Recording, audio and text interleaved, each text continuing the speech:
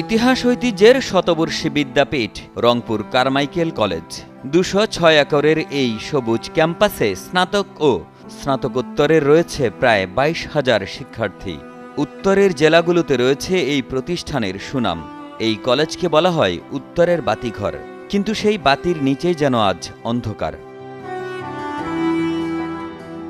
ভালো নেই রংপুর কারমাইকেল কলেজের আবাসিক শিক্ষার্থীরা। আবাসন সংকট থাকায় শিক্ষার্থীদের একটা অংশ বিভিন্ন মেসে থাকতে হচ্ছে, ফলে অনেক শিক্ষার্থীকে পড়ালেখার খরচ জোগাতে হিমশিম খেতে হয়। ছেলেদের কোনো হল ছিল না। এরপরে ১৯ সালের দিকে বা এরকম সময়ে গোপাললাল যে হোস্টেল, জিএল হোস্টেল আমাদের, সেটা খুলে দেওয়া হয়।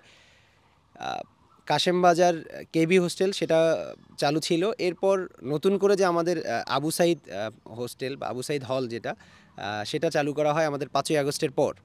তো আমি যে তখন থেকে আসছি, তখন থেকে আমি শুনতে পাচ্ছি যে ওসমানী হলটা আমাদের যে এটা অনেক সুন্দর স্ট্রাকচারের একটা হল এবং অনেক সুন্দর গোছানো একটা হল, কিন্তু কারমাইকেল কলেজ প্রশাসন কেন এই হলটা বরাবরই খুলে দিচ্ছে না বা কেন তারা এই হলটা এভাবে বদ্ধ অবস্থায় রেখেছে, এটা আসলে আমাদের বোধগম্য না, বা এটা আমাদের কাছে শিক্ষার্থীদের কাছে প্রশ্ন থেকেই যায় কেন আসলে এই হলটা খুলছে না। যে কারণে আমাদের এই যে কারমাইকেল কলেজে প্রায় ২৭,০০০ শিক্ষার্থী, তাদের আবাসন সংকট, এই যে সমস্যাটা, শিক্ষার্থীরা অধিকাংশটা মেসে থাকছে। দেখা যাচ্ছে প্রত্যেক বছর মেস মালিকরা শিক্ষার্থীদের জিম্মি করে ভাড়া বৃদ্ধি করছে।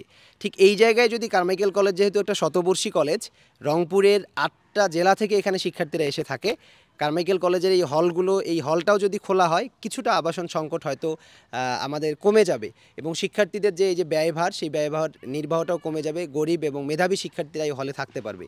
এই জন্য আমরা প্রত্যাশা করছি খুব দ্রুত, আমরা কিছুদিন আগে আন্দোলন করেছিলাম এগুলোর জন্য, কারমাইকেল কলেজের সংস্কারের জন্যে।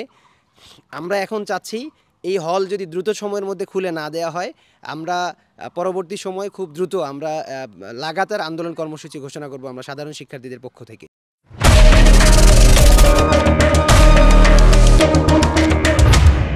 ১৯১৬ সালে কারমাইকেল কলেজ প্রতিষ্ঠার পর শিক্ষার্থীদের জন্য আবাসনের কথা চিন্তা করে ৮টি হল নির্মাণ করা হয়। তবে এর মধ্যে বন্ধ রয়েছে ছেলেদের ২টি হল, তাই ভোগান্তিতে রয়েছে অনেক শিক্ষার্থী। আমরা তত্ত্বাবধায়ক সরকার আমলের পর থেকে আমরা এই হোস্টেলটি এখনও বন্ধ দেখছি। আমরা দেখছি যে আমাদের জিএল হোস্টেল, যেটি এর থেকে বড় জরাজীর্ণ অবস্থা, কিন্তু ওর থেকে ভালো হওয়া সত্ত্বেও আমাদের এই হলটি দীর্ঘদিন থেকে বন্ধ।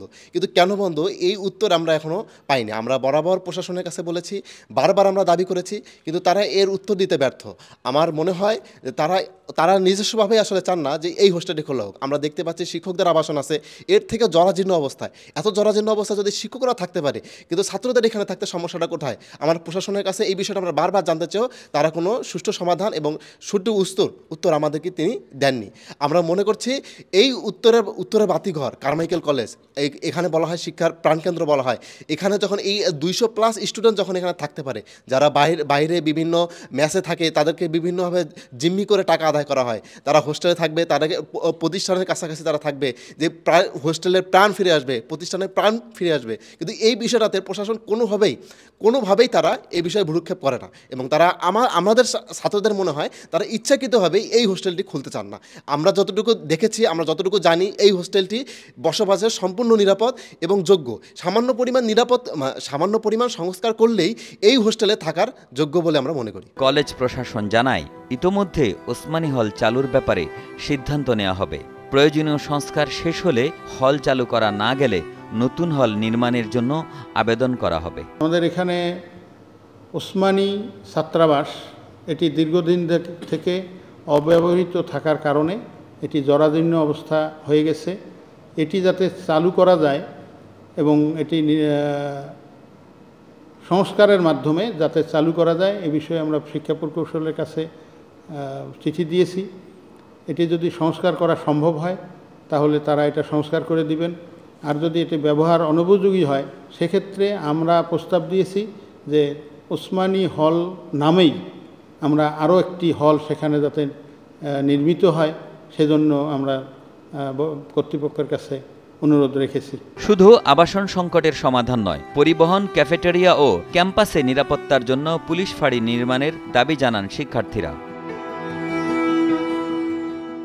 রংপুর থেকে খুশবু হাসান রনির পাঠানো তথ্য ছবিতে ডেস্ক রিপোর্ট। একে আজাদ, কালের কণ্ঠ।